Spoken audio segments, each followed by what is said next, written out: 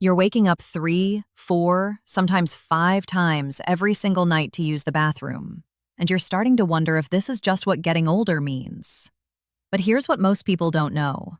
Your nighttime bathroom trips aren't random. They're telling you something important about how you're spending your day. Most of us believe that nighttime peeing is just part of aging, something we have to accept and live with. But what if I told you that the real problem isn't happening at night? What if it's actually happening during those 8, 10, 12 hours when you're awake? Because when you understand that, everything changes. You stop feeling helpless, and you start taking back control of your sleep. Think about your typical day. Maybe you wake up, have your morning coffee right away. Then mid-morning, you grab another cup because you're feeling a little sluggish. Lunch comes around and you have a big glass of water with your meal. Mid-afternoon hits and someone offers you a soda or tea. Before dinner, you might have a glass of wine or a beer. Then during your evening meal, more water, more drinks. And by the time you're settling into bed, you feel like you've been hydrating for 12 straight hours. Now, there's nothing wrong with any of those individual choices, but when you add them all together, throughout the entire day, your body is holding on to a lot of liquid. And when you lie down flat at night, something shifts. Everything that's been sitting in your tissues starts moving differently. Your kidneys start processing it. And suddenly, at 2 in the morning, your bladder is sending out a very clear signal. It's time to get up. Most people never connect those two things together. They drink all day, then wonder why they're up all night. Before I explain this, I need to know something. How old are you right now? And where are you watching from? Type your age and location in the comments. This will help me understand my audience better. Over the next few minutes, we're going to walk through exactly why nighttime peeing happens, what's actually going on in your body, and then, most importantly, how you can restructure your day so that by the time your head hits that pillow, your body is in a completely different state. We're going to look at the timing of your fluids, the kinds of fluids that matter most, and some practical changes you can make starting today that will help you sleep through the night again. By the end of this video, you're going to understand why you're waking up. The real reason, not just the surface explanation. You're going to have a clear picture of what a nighttime-friendly day looks like. And you're going to have specific, actionable changes you can start making tomorrow morning that will help you reclaim those uninterrupted sleep cycles. This isn't theory. This is based on how your body actually works, and it's something you can implement right away. Let's start with the basics of how your body handles fluids. Your kidneys are incredibly sophisticated organs. They're filtering your blood all day long, deciding what needs to stay in your body and what needs to go. When you drink something, your body absorbs it and it enters your bloodstream. Your kidneys process this constantly, not just at night. But here's the important part. Your kidneys follow a rhythm. During the day, when you're upright and moving around, your body naturally produces more urine. This is actually built into your biology. When you're lying down, your kidneys shift into a different mode. They produce less urine. This is supposed to be your body's way of letting you sleep uninterrupted. The problem is that most of us drink so much throughout the day that we override this natural rhythm. We fill our systems with so much fluid that even in the sleeping phase, when your kidneys are supposed to be producing less urine, they're still producing a significant amount because there's just so much fluid on board. Think of it like this. Imagine you have a bucket, and it has a certain capacity. During the day, you're filling that bucket throughout your waking hours. By nighttime, that bucket is nearly full, or completely full. Now, even though the faucet is running more slowly than it was during the day, it's still running. And a full bucket, even with water trickling in slowly, is going to eventually overflow. That overflow is what wakes you up at 2 in the morning. The beautiful thing is that you can control how full that bucket gets. You're not at the mercy of your kidneys. You're not helpless. You have complete control over one of the biggest variables, how much fluid you're consuming, and when you're consuming it. Now let's talk about what kinds of fluids matter most. Not all drinks are the same when it comes to nighttime peeing. Water is neutral. It goes into your system and your body processes it. But certain beverages actually work against you in specific ways. Caffeine, for example, is a diuretic. That means it tells your kidneys to produce more urine. So when you have that morning coffee, you're not just getting hydrated, you're actively signaling your body to produce more urine. If you're having caffeine in the afternoon, you're creating a situation where your kidneys are in overdrive right up until you go to bed. Alcohol is another one. Now, I'm not saying you can never have a glass of wine with dinner, but alcohol is also a diuretic. It increases urine production. It also disrupts your sleep architecture, meaning it interferes with the quality of your sleep itself, even if you're not waking up to pee. So that evening drink might be making things worse in multiple ways. Sugar and high-sodium foods also matter. When you consume something high in salt or high in sugar, your body needs water to dilute it and process it. So you end up needing more fluid as a result. This is why a salty lunch might leave you reaching for water all afternoon. The timing of these drinks is just as important as the drinks themselves. If you drink most of your fluids early in the day, you've given your body hours to process and eliminate them before bedtime. If you drink most of your fluids in the evening, you're setting yourself up for those nighttime bathroom trips. Let me bring this back to something concrete. Imagine 2 different days. Day 1. You wake up and immediately have 2 cups of coffee. You're not feeling thirsty particularly, but it's your routine, so you drink it anyway. Mid-morning, you have a large water bottle that you sip on all day. You tell yourself you're being healthy because you're staying hydrated.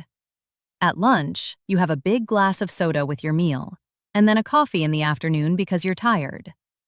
By 5 o'clock, you've consumed an enormous amount of fluid. Then you have dinner with a large glass of water, and then, as you're winding down in the evening, you might have some more water, maybe some tea. By the time you get into bed, your system is holding an enormous amount of liquid. Now imagine day 2. You wake up and have 1 cup of coffee with breakfast. You drink water if you're actually thirsty, but you don't force it. Through the morning and early afternoon, you stay moderately hydrated, but you're not overdoing it. By the time 4 or 5 o'clock rolls around, you stop drinking caffeine. You have water with dinner, but just a reasonable amount.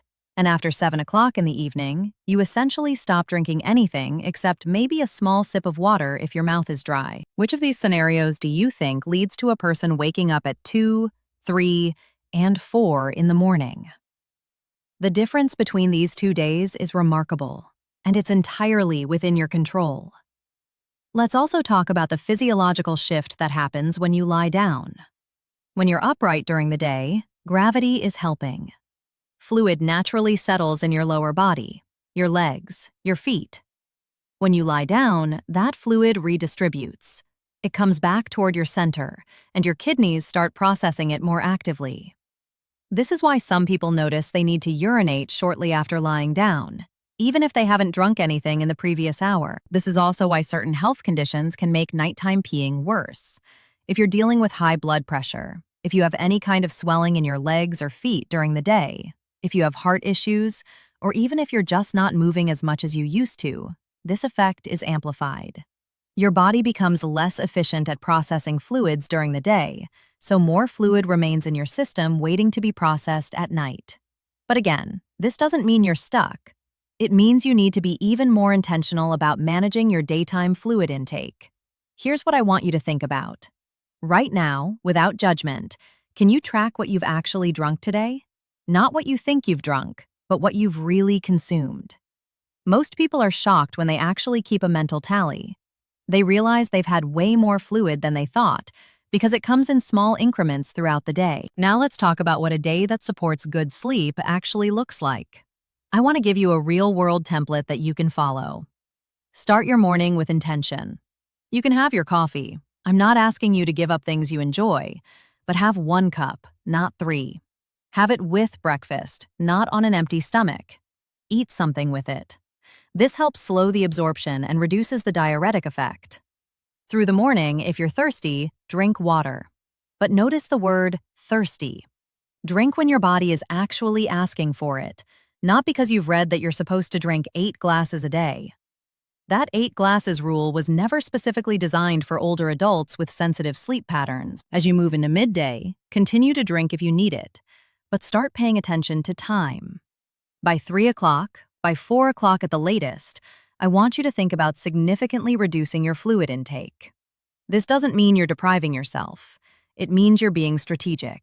Cut off caffeine by early afternoon. 2 o'clock, 3 o'clock at the latest. This gives your system enough time to metabolize it before bed. Caffeine has a half-life of about 5 to 6 hours, meaning if you have caffeine at 3 in the afternoon, half of it is still in your system at 9 o'clock at night. If that caffeine is stimulating your kidneys, you're still producing extra urine when you should be winding down. At dinner, eat normally, but think about your drink choices. If you're going to have water, have it. If you want wine or beer, have it mindfully, knowing that it will increase urine production. But don't have both alcohol and large amounts of water. Choose one or the other. After dinner, here's the key shift. You're largely done drinking. If you're thirsty, a small sip is fine. But you're not settling in with a big glass of water. You're not sipping throughout your evening. You've given your body the hydration it needs for the day. This entire shift, moving most of your fluid intake to the morning and early afternoon, cutting off caffeine early, reducing evening intake. This is what allows your kidneys to return to their natural nighttime rhythm. And here's what's beautiful about this approach. You're not fighting against your biology. You're working with it. You're not taking medications that come with side effects. You're not forcing anything. You're simply aligning your daytime habits with your nighttime needs. I'd love to hear from you. How many times are you currently waking up to use the bathroom each night? And more importantly, are you willing to try restructuring your daytime fluids for just 1 week to see what happens? Drop a comment below and let me know what your biggest challenge is. Is it the morning coffee routine? Is it the afternoon energy crash that makes you reach for caffeine? Is it the habit of sipping water all evening? I read every comment, and I'm genuinely interested in what's getting in your way. I want to be clear, this information is educational, and it's based on how healthy aging bodies typically respond to fluid and caffeine management. That said, if you have kidney disease, heart disease, diabetes, or if you're on medications that affect fluid balance, you'll want to talk with your doctor before making big changes to how much you're drinking. Some conditions do require specific fluid management, and your doctor will know what's right for you. But for most people, the issue isn't that they're drinking too little, it's that they're drinking too much, at the wrong times, and their body is struggling to keep up. In our next video, we're going to talk about something that makes this whole process even more effective: how your sleep position actually affects your kidneys, and why the way you're lying in bed might be making everything worse. There's a position that actually helps your body process fluids more efficiently, even while you're sleeping. So if you want to know what that is, make sure you're subscribed so you don't miss it. You don't have to accept nighttime bathroom trips as a normal part of aging. You can reclaim your sleep. It starts with understanding that your nighttime is shaped by your daytime choices. And the beautiful thing is, you have complete control over those choices. Start tomorrow morning. Make one small change. Maybe it's having just 1 cup of coffee instead of 3. Or maybe it's setting a cutoff time of 4 o'clock for any more fluids. One small change, consistently, creates a cascade of improvements. You've got this. And I'll see you in the next video.